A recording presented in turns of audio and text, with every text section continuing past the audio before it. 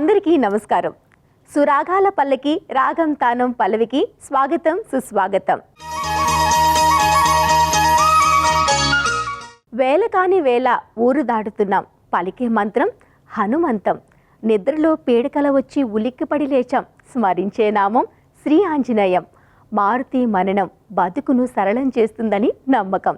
గ్రహబాతులు తొలగిస్తుందని విశ్వాసం. శ్రీరాముని బంటుగా కీర్తింపబడే మహాబలుడు హనుమంతుడు. హనుమాన్ జయంతి. ఈ సందర్భంగా ఆ అంజనీపుత్రుడి లీలా వినోదాలను, భక్తి ప్రవత్తులను చాటే కొన్ని చిత్రగీతాలను ఈనాటి మన రాగం తానం పల్లవిలో వీక్షిద్దామా?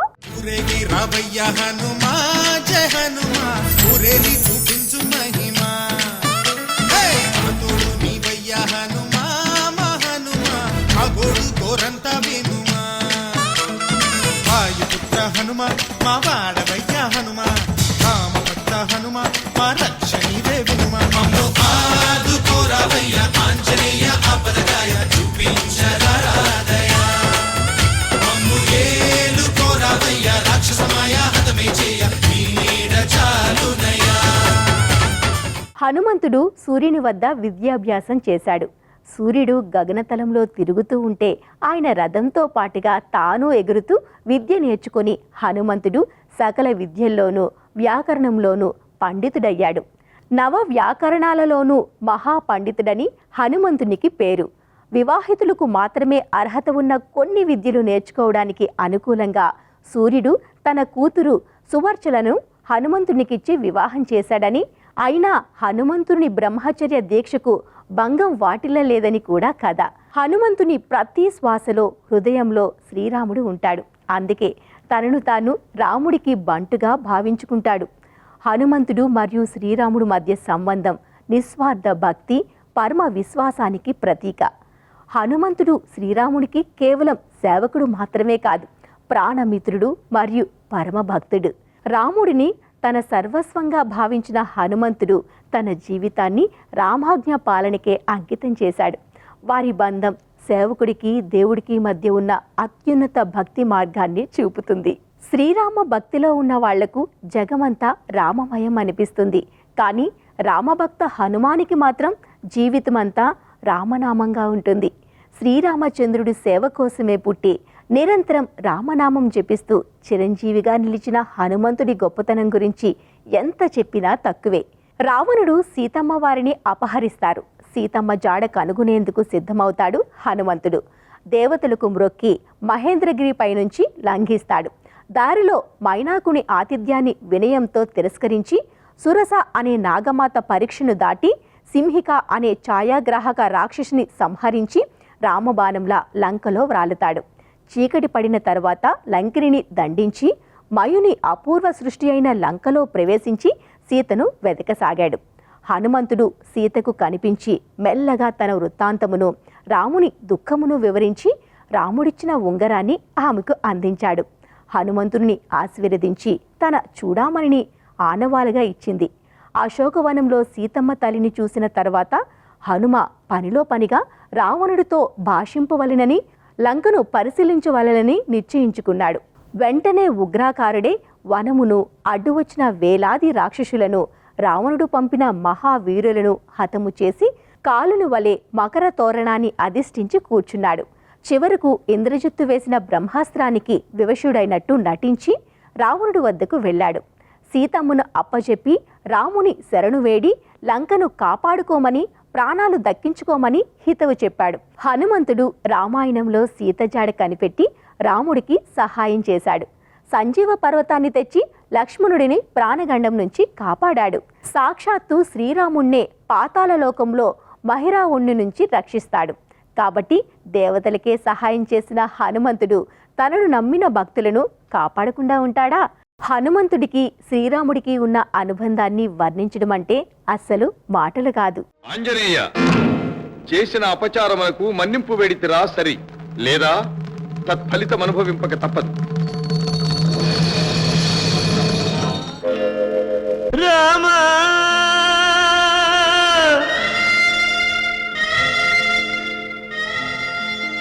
తగునా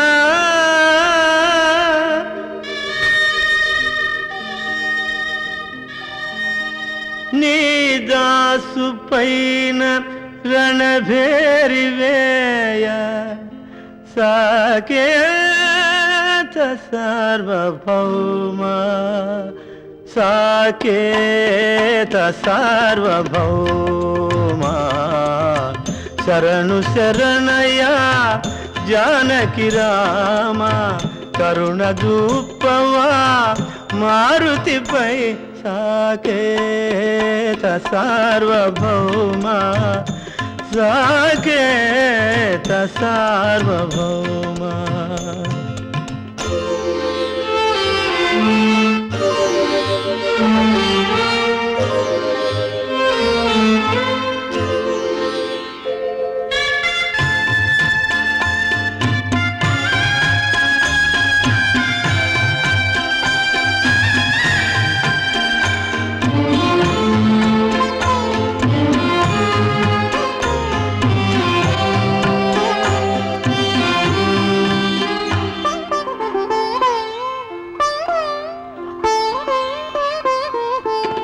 గలనైనా నిన్ను కొలిచే నేను కయ్యానికెటులోర్తురా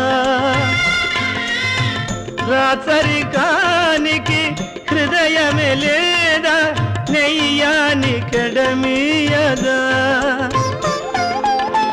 ప్రేమని గానా న్యాయమిదేనా ప్రేమని గానా న్యాయమిదేనా ఇంకేల ఈ శోధన సాకేత సార్వభౌమ సాకేత సార్వభౌమ.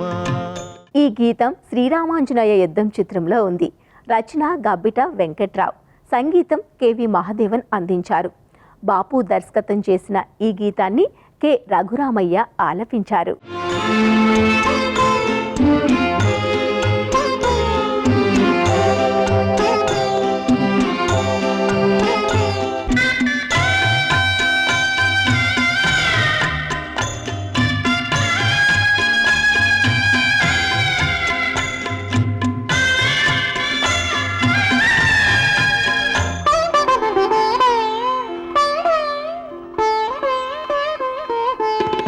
భక్తుల బ్రోచే వరదుడవీవే భారము నీదేనయా ఏమరినావా చేసిన సేవ నా మొరాలింపవా దాసుని దోషం దండముతో సరి దాసుని దోషం దండముతో సరి ఖండన మేలనయా సాకేత సార్వభౌమ సాకేత సార్వభౌమ శరణు శరణయా జానకి రామ కరుణ చూపవా మారుతిపై సాకేత సార్వభౌమ సాకేత సార్వభౌమ రామ రామ రామ. హనుమంతుడు అపారమైన బలం, బుద్ధి, నిజాయితీ మరియు నిశ్చలమైన రామభక్తికి ప్రతీక.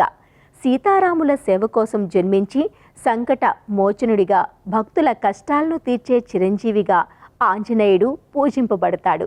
హనుమంతుడు సీతారాముల దాసునిగా, రామభక్తునిగా, విజయ ప్రదాతగా, రక్షకునిగా, హిందూ ధర్మంలో అత్యంత భక్తి శ్రద్ధలతో కొలిచే దేవుడు. ఆంజనేయుడు, హనుమాన్, బజరంగబలి, మారుతి, అంజనీపుత్రుడు వంటి ఎన్నో పేర్లతో హనుమంతుణ్ణి ఆరాధిస్తారు. దేశ విదేశాల్లో హనుమంతుడి గుడి లేదా విగ్రహం లేని ఊరు అరుదనే చెప్పాలి. రామా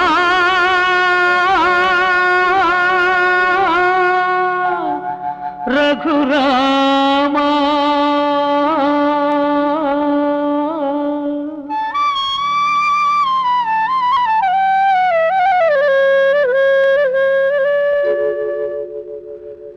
ఎన్నాళ్ళు వేచేను ఓ రామ నీకు ఇకనైన దయరాధ శ్రీరామ, నీకు ఇకనైన దయరాధ శ్రీరామ.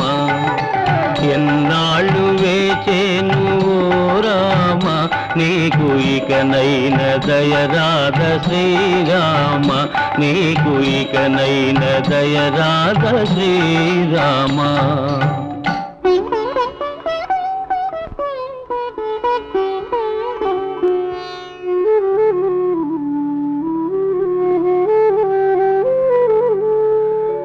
ఈ గీతం శ్రీకృష్ణ ఆంజనేయ యుద్ధం చిత్రంలో ఉంది. ఘంటసాల గానం, డాక్టర్ సినారే రచన, టీవీ రాజు సంగీతం ఈ గీతాన్ని ప్రేక్షక జనరంజకంగా చేశాయి.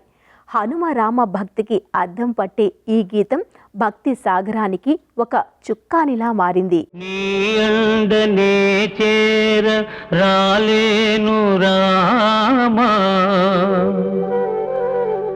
నా కొండకే నీవు రావయ్య రామా. ఏ జన్మకైనా నా జపము నా తపము నీవే నీవే రఘురామా. జగదభిరామ జానకి రామ, జయ రామ శ్రీరామ. ఎన్నాళ్ళు వేచేను ఓ రామ, నీకు ఇకనైన దయరాధ శ్రీరామ, నీకు ఇకనైన దయరాధ శ్రీరామ. హనుమాన్ చాలీసాను చక్కటి పదాలు, స్వరంతో 40 చరణాలుగా తులసీదాస్ రచించారు. తప్పులు లేకుండా చదివితే శరీరంలో నాడులు ఉత్తేజితమై వ్యాధులు తగ్గుతాయని పండితులు చెబుతూ ఉంటారు. అంతేకాకుండా రోజు పారాయణం చేయడం వల్ల కొత్త రోగాలు రావంటారు. ఈ చాలీసా పఠించిన వారికి ఆధ్యాత్మిక శక్తి పెరుగుతుంది, కష్టాలు తొలగుతాయి. చాలీసా చదవడం వల్ల మనసు ప్రశాంతంగా మారుతుంది, ఆత్మవిశ్వాసం పెరుగుతుంది, సమస్యలను ఎదుర్కోవడానికి కావలసిన శక్తినిస్తుంది. శత్రువుల నుంచి రక్షణ హనుమాన్ చాలీసా రోజూ చదవడం వల్ల మనలో భయం పోతుంది. శత్రువులు కూడా మనకు హాని చేయడానికి భయపడతారు అంటారు. మహావీర హనుమాన్ అత్యంత బలవంతుడైన తన శక్తిని ఎప్పుడూ ప్రదర్శించుకోకుండా కేవలం రామదూతగా మాత్రమే వ్యవహరించారు. సంకట మోచనుడు హనుమంతుడిని ఆరాధిస్తే భూత ప్రేత పిశాచ బాధలు తొలగిపోతాయని, భయం నశిస్తుందని నమ్మకం. చిరంజీవి యుగాంతం వరకు భూమిపైనే ఉంటూ భక్తులను రక్షించే శక్తిగా నిలిచిపోయారు. ఇది హనుమాన్ జయంతి ప్రత్యేక రాగం తానం పల్లవి.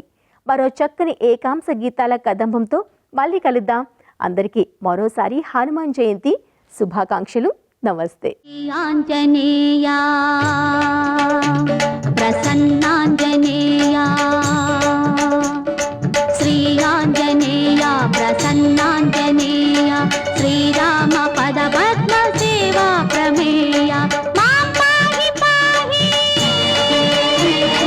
మాం పాహి పాహి.